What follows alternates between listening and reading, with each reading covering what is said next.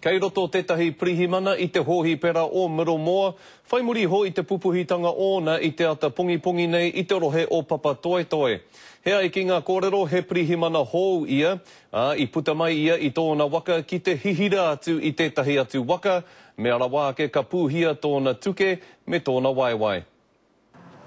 Koenei te ahua o te wā I roto I te hapori o Papa Toetoe I te ata nei.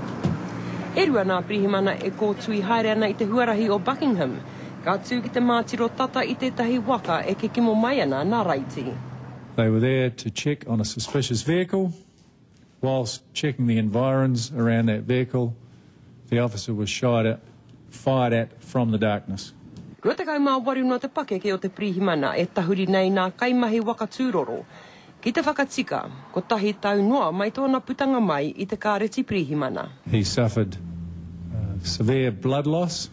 I nā hei tā Mike Bush, ka nui tana whakamihi ki ana pirihimana I te kakama ki te haere ki te āwhina, I tētahi anō o rātau, a hakoa nā mōrearea. There was a possibility of an armed offender still at large, but the priority was to get our staff member out there to medical attention.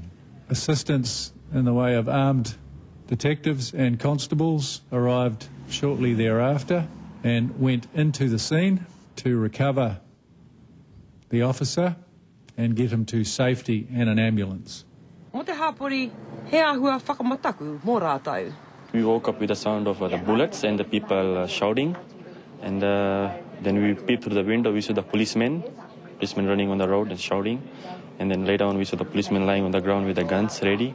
To see them with the rifles, that's quite scary, and all of a sudden, boom, all these police were just here everywhere. Kei roto I ngā ringa o te ture tētahi tangata e mauana. E nari kore rātau e whakaaki mai me nā koe nei te tangata I kukume I te kau o te pū. Tēnei Molyneux, te karere.